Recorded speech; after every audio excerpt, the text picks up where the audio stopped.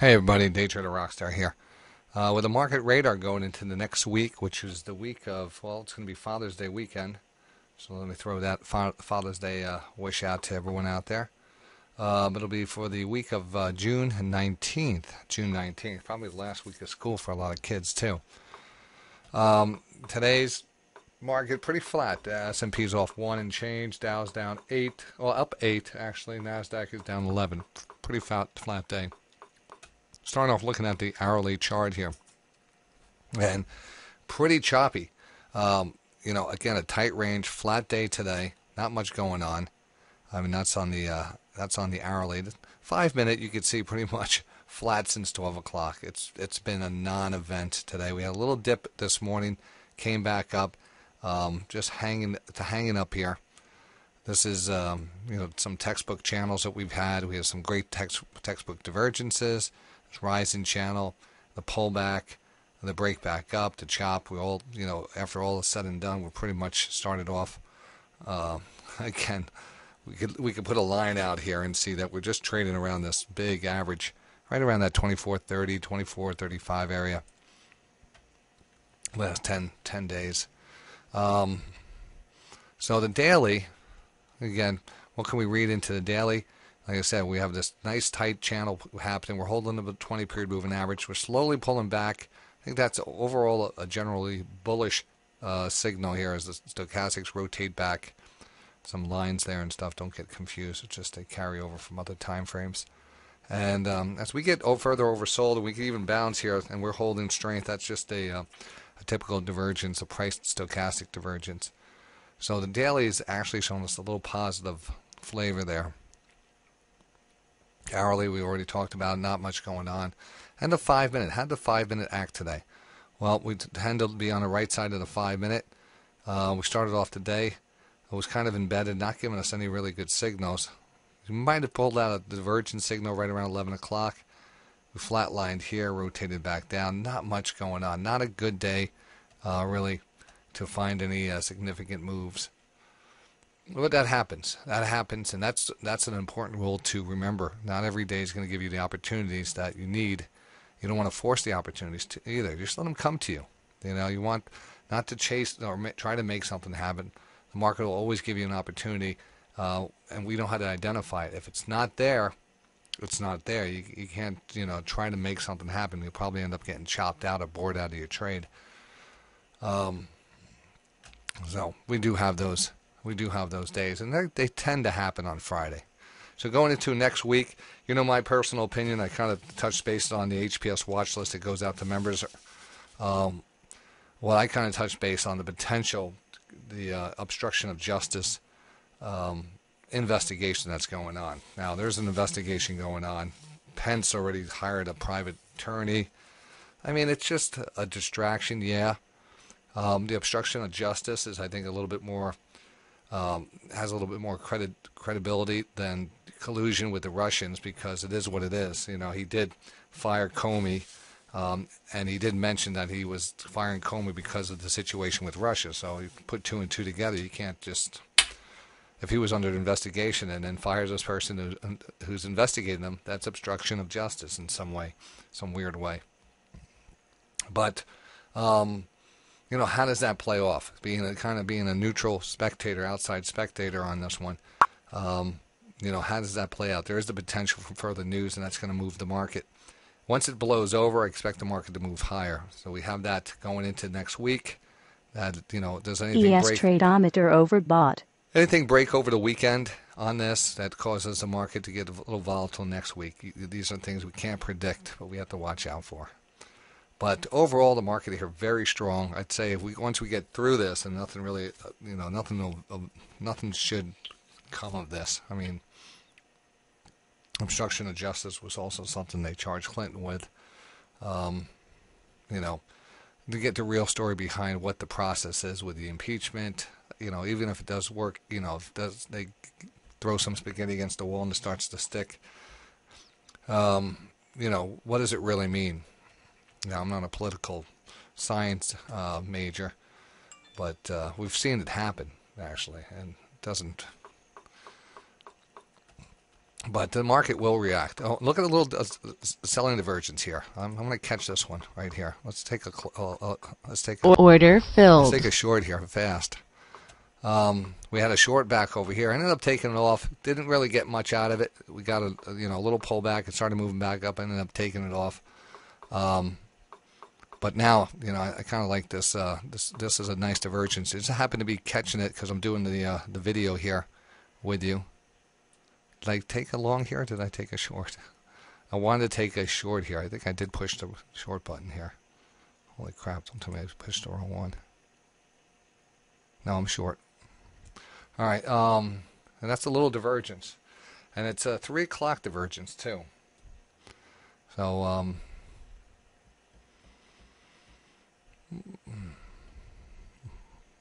we'll let it play out here. This is a divergence setup. Now, divergences, I have a strict rule about those.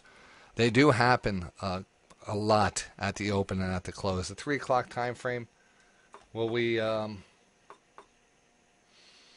see more of that happen around 3 o'clock? Yeah, 3 o'clock is usually a good time frame, but it's really between that 9:30, 10 o'clock we see those divergences. And any significant high turnarounds, big pivots in the market going from higher to lower to higher, lots of times they're defined by divergences also. So the chase is on here. Looks like I got a pretty bad fill on my short.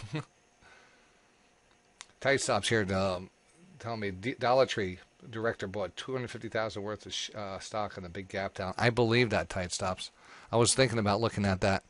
I'm talking to him like I'm talking to him, but I'm actually talking on this video. Did I chase that too much? The important thing is seeing that divergence as it happens. I mean, you want to be able to get that divergence, say, all right, I'm noticing that we're making new highs, but we're having a hard time getting above that 80. That's your divergence setup. Right when you start to see that give it back, you need to be short. Not to be short down here, but to be short, as you see that divergence. Now, let's take a look at that 5-minute time frame. The 5-minute time frame also comes into play. And there's actually a better divergence here on the 5-minute time frame. You can start to see it's starting to turn over a little, and we made a little slight mini higher high based off of that little move here. And not a bad candlestick. So we could actually, effectively put your stop above that candle right there. That translates across on the ES. That candle right there is 24.2950. So we'd probably put it a tick higher, a couple ticks higher, and let it roll.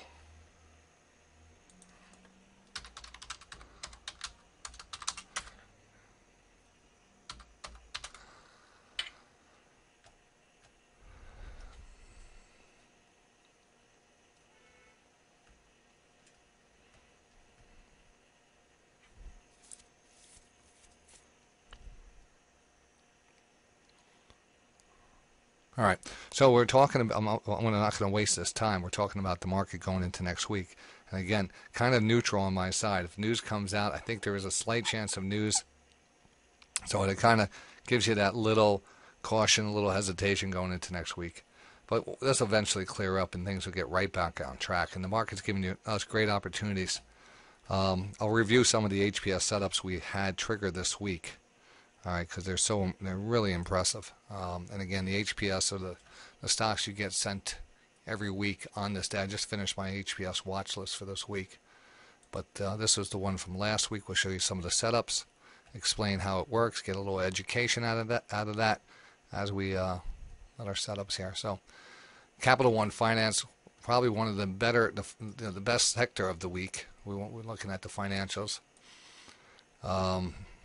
So this was a divergence, and again, to make it on this list, we really want to see what we call an HPS setup. An HPS setup consists of 1, a divergence, 2, one of 5 individual kind of setups that we call the playbook plays. There's actually about 7 of them, but they consist of 3 more indicators lining up.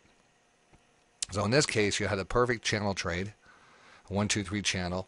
But the important part was this divergence here. Really nice divergence. Higher low, lower low on the thing. And as you can see, boom. And we didn't even take any heat on it and moved right up into our profit area, and we're out of it. So that was one of our best bets of the week, and the sector we were looking at, especially with the Fed coming out, the FOMC meeting came out. Now here, let's see what else the other setups for the week were.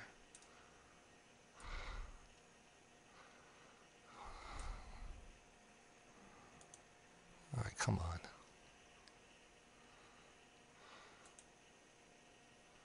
But I got a bad fill on this. J.P. Morgan was on it, still watching that. AKM hit its target. Still holding that one too. Harley Davidson, great setup. Let's show you the Harley Davidson setup. Harley Davidson, again, standardized, setup here. We want to have everything standardized, kind of understand what we're getting into. This was a coil stochastic channel, steep channel, a little breakdown of the channel line, but we had an engulfing pattern, which is an important pattern. We're oversold, and we're looking for a retracement into a trend line. All right, so this is our trade. As you can see, it moved up to the trend line, pulled back, another engulfing pattern, and a big explosion. And we just took it off today. We took it off earlier today on a higher high. And, I do, there's a potential for a buyout on this. But that's what we're in for, wait, identify the best move, get in it, and move on. All right, we got the breakdown here. Here we go. You can see the profit starting to pick up here a little. Hope I did that last video. $37. I want to try to. Don't want to grab too much. What we pointed out here is what we call a stochastic divergence, and this is the resulting move off of this level. The resulting move, and we came back down to our main pivot, back to the 200. Because we're in the last hour of the trade here, we might actually see a little bit more volatility. We're starting to turn over on the 5. We're turning over that, so we have the 5-minute on our side too. So when we talk about the 5-minute, I pay attention to 5-minute cash. You could pay attention to the ES 5-minute. But you could see the 5-minute divergence also, which is really the key and why I want to get into this trade, because I feel the 5-minute divergence will give us a bigger move than a 1-minute divergence. And here we are. So 62. We're going to try to measure this out. We get $100 on it. We're going to go out to dinner and just enjoy it, and then do it again the next time it sets up here. And I don't have to get $100 on it. I could take this off right now. It's really the 1-minute, 5-minute. Remember, we have the 5-minute divergence. This is a dual time frame divergence. A very powerful move. A very powerful move. It's because we see it on the 1-minute, we probably see it on the 3-minute, and we see it on the 5-minute. Very good move. Now we're back under the 200, coming up to a little support here. I'm going to take the $50, I think. Order filled. Take the $50 off right now. Brings us up to 126. But I'm taking that trade off here. And we'll give it what we call the rockstar effect. Rockstar effect. I'm sure we'll crater now. Actually, because of that 5-minute time frame, I probably did the wrong thing here, taking it off so easy. I didn't expect to be in this trade right now, and I want to just lock it in for a nice profit because it is a great setup. And if I held on to it and it bounced a little, and I wouldn't be able to say, hey, this is what you get. Damn, why did I take that off? Took it off too early. Damn. Well, the one thing I also wanted to pay attention to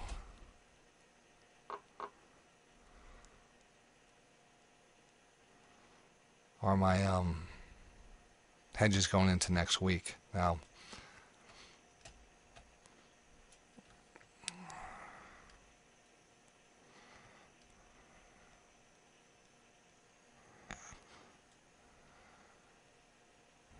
all right, and as you can see, the nice bounce there.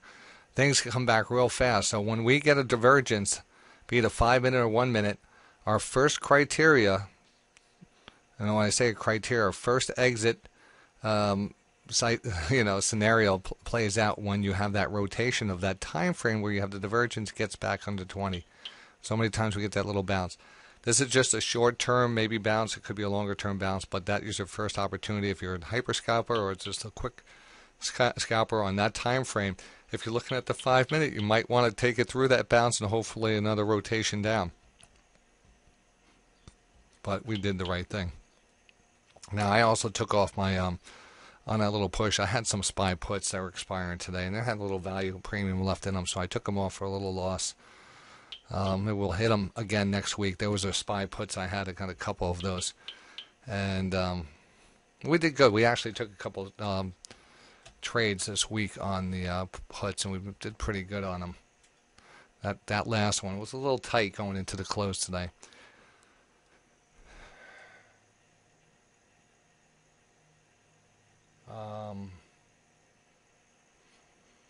See what else we have here.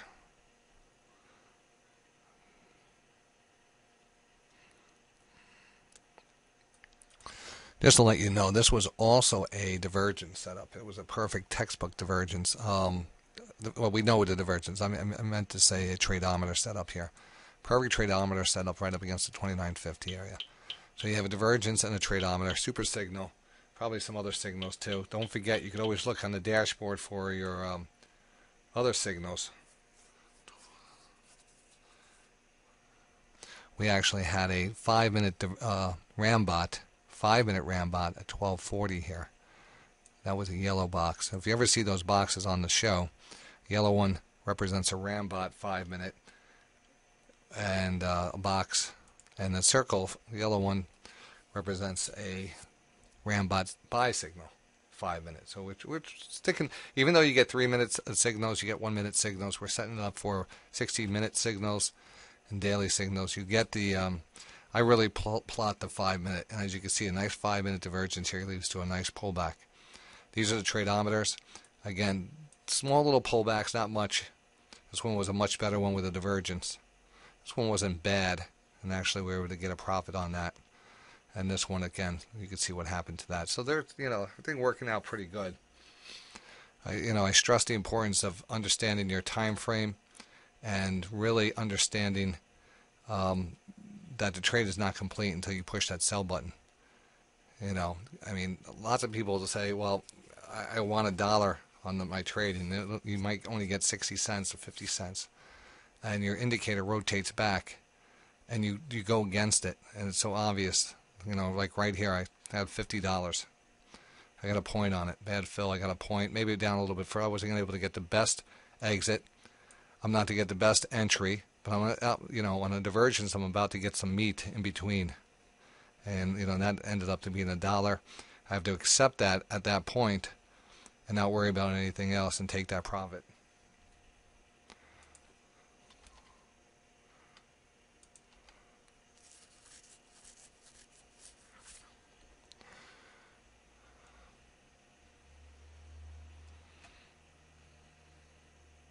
All right, just another review here, and X marks the spot, what we call this one.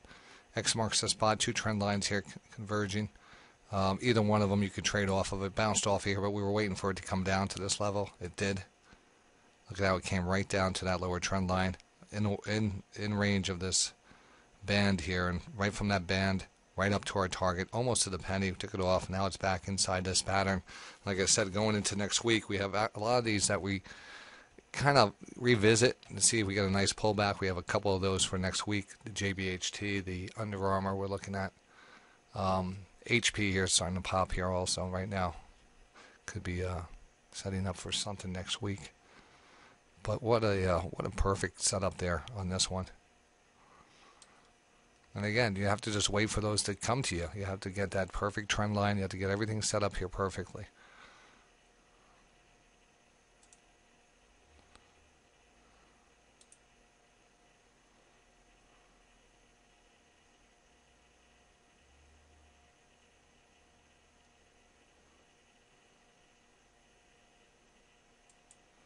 Now the Nielsen still in play here, so let's. I'm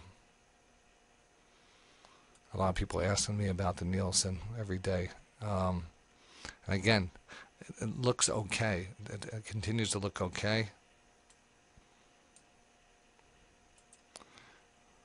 We came down to that trend line again, bounced, pushing. We should hold that.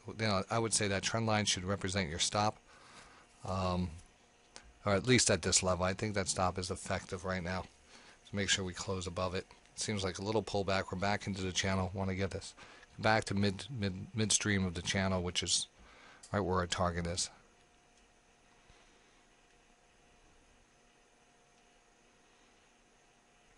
And to see the rest of the setups, you have to be on the HPS website, which is a Day Trading Radio member feature. All right, so there's a little market update for you. Again, keeping an eye out for some news, obstruction of justice news, some volatility in the market. I have a feeling next week we're going to concentrate more on trading futures, honestly, until we give these stocks a time to rotate back, maybe get some better setups on the stocks. It just honestly doing a lot of research today, and we got some great setups, but not as many as you would normally see. And in the market here, a little cautious going forward. It's a nice pullback in Brinker here. Yesterday's gap down, and then today we have a nice reversal, a nice piercing pattern. Volume is pretty good. Take a look at that 5-minute chart here. It's just rampant. Looks like there was some pretty decent news coming into the close.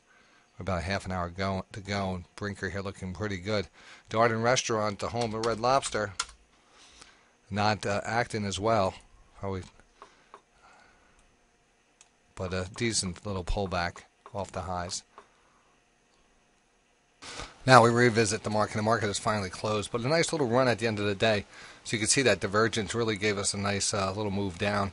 A couple other things, but overall upside pressure, and we closed out on a positive half a point higher on the S&P. Dow is up 28. The NASDAQ here lagging, down 13.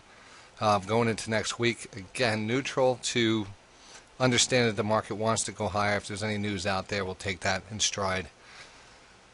Honestly, I think next week we're going to be focused a lot more on trading off the Tradeometer next week, also identifying some of these important divergence setups and taking trades that way until a couple of things rotate back in. All right?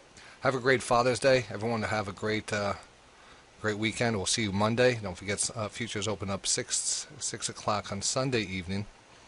And if there's any news out there, I'm sure that we'll be on the air covering that if there is any important, even though it is Father's Day, so have a good well, actually, I won't be around on Father's Day. If there's any news, I have a prior engagement, but we'll be on after if any news is out there. All right, have a good one. I'm still going to be working here. There might be another video coming after this, but we'll talk then.